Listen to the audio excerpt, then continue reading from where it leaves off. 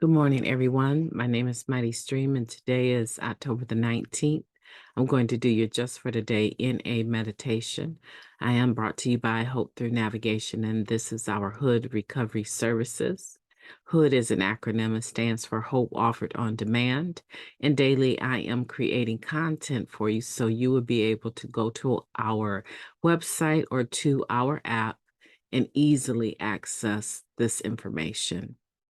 If you need to reach me, please do so at recoveryofhope21@gmail.com. Let's get into our meditation. I'm looking forward to actually getting it taped. It's been an interesting morning, but when isn't it? October 19th, standing for something. We could feel time, touch reality, and recognize spiritual values long lost to many of us. Basic text, page 88.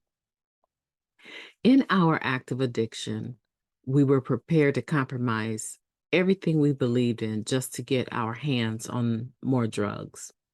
Whether we stole from our families and friends, sold ourselves, or lied to our employers, we were ignoring the values that mattered most to us. Each time we compromised another dearly held belief, another chunk of the mortar holding our characters together fell away. By the time many of us came to our first meeting, nothing was left but the ruin of our former self. We will locate our lost values as we carry out our first honest self-examination. But in order to rebuild our characters, we'll find it necessary to maintain those values, no matter how great the temptation to shove them aside. We will need to be honest, even when we think we could fool everyone by lying. If we ignore our values, we'll discover that the biggest fibs we've told have been the ones we've told ourselves. We don't want to start the demolition of our spirits again after all the work we've put into their restoration. It's essential that we stand for something, or we risk falling for anything. Whatever we find important to us, we honor. Just for today, I stand for something. My strength is the result of living my values. Let's take a moment of silence before we unpack this, followed by the we version of the Serenity Prayer. Moment of silence now, please.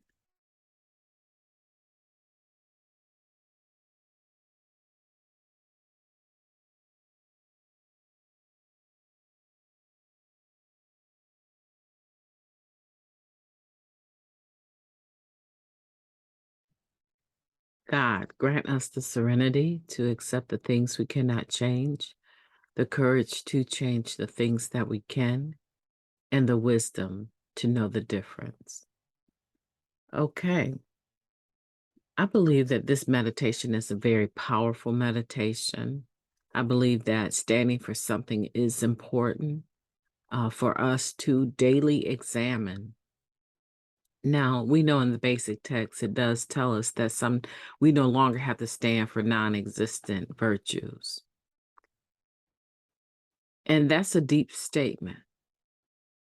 And basically what that means is that we don't have the energy nor the desire or the necessity to try and stand for something that is relevant to another person, situation, circumstance,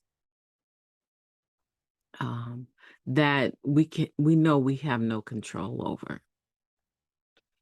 However, it's not talking about standing for virtues as they apply for ourselves.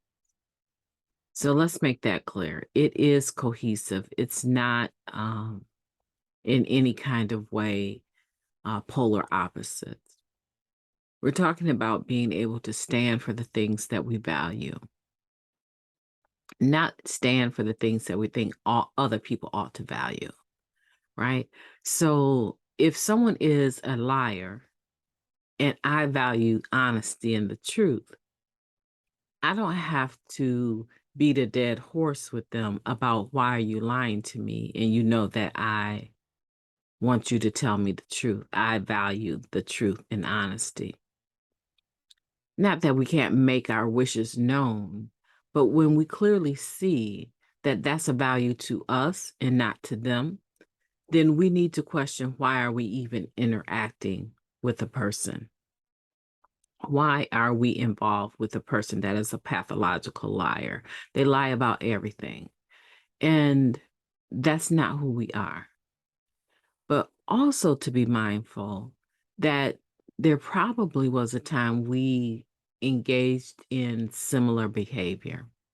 As this meditation is emphasizing that every time we dropped the ball on something, every time we went against our core values, we allowed another large piece of our character to be broken down, to be torn away. As it puts here, another chunk of mortar holding our characters together fell away. And so we need to be honest about who we are, not so much about who the other person is, to acknowledge that our character defects, a lot of them developed as a direct result of our unwillingness to make better choices. So, as a result of some bad choices that I made, I became fearful that this is a hypothetical situation. I'm sure I can give you a deeper example, but let's rock with this, just this example. As a result of some of the poor choices I made or you made in active addiction, let's just say copping some drugs from some dope dealers.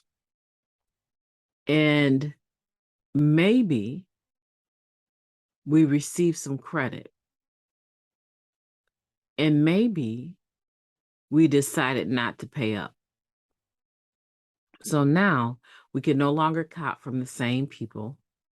We have to go into uncharted waters, per se. We have to cop from someone else. And we know that the people that we owe are 9 times out of 10 going to do us harm the next time they see us. So what that bad decision, that one bad decision of copying and not paying back, or getting credit and not paying back, we were out of character anyway, because we're actively using. But now what happens is that level of dishonesty, that character defect, gives birth to fear.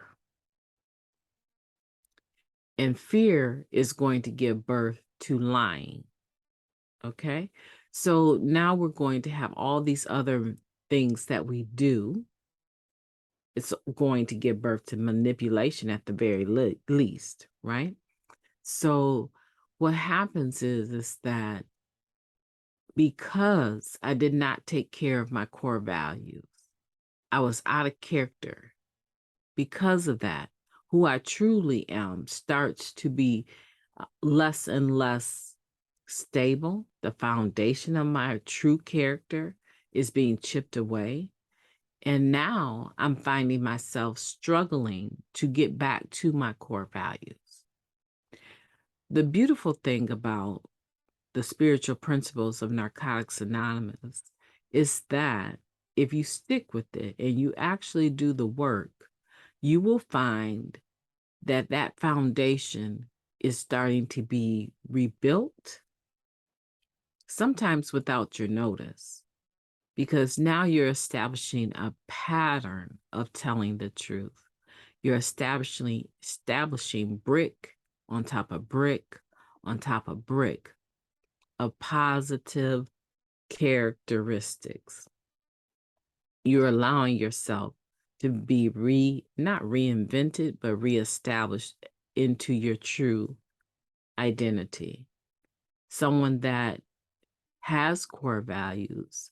Most people have core values, but sometimes we ignore them, just like this meditation says, is that in our active addiction, we were prepared to compromise everything.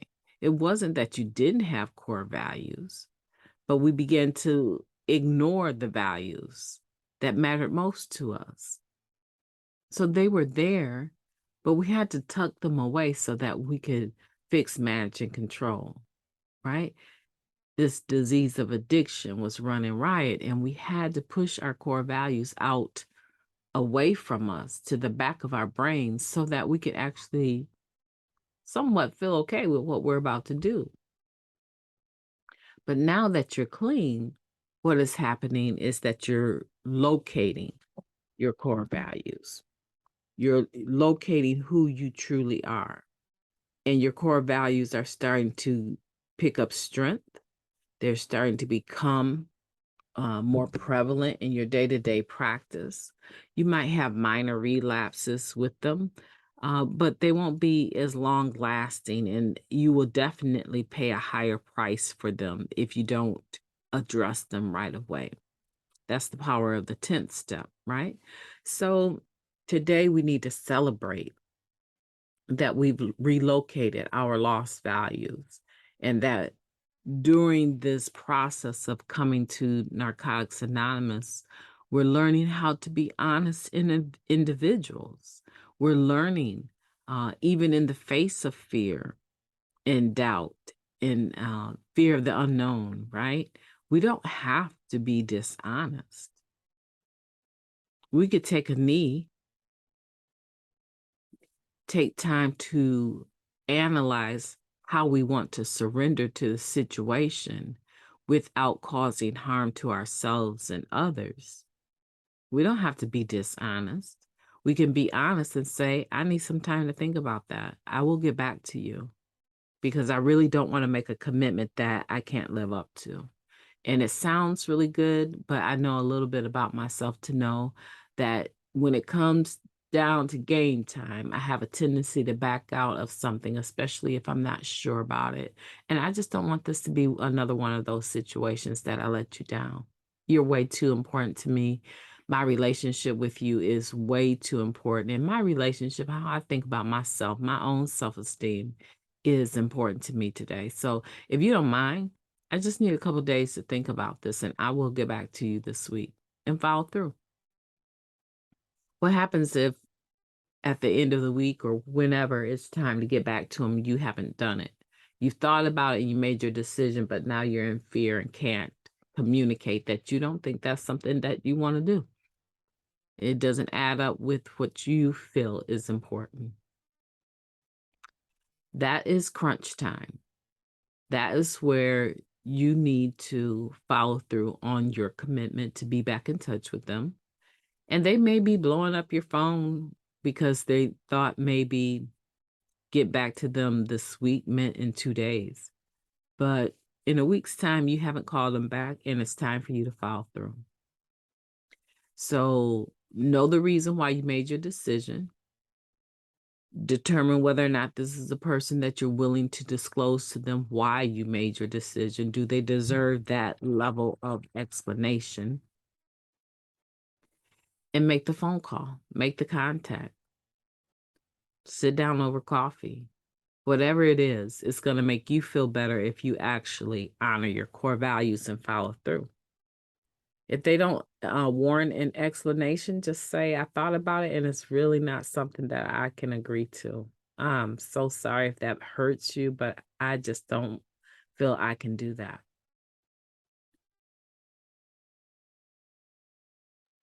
And if you do that, I guarantee you that we begin to stand for something and not fall for just anything.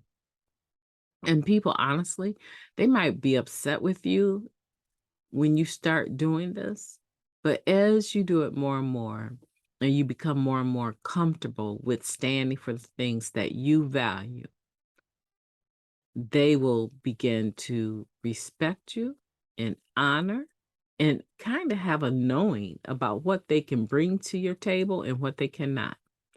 And they start to respect you in a way that makes the relationship a lot easier.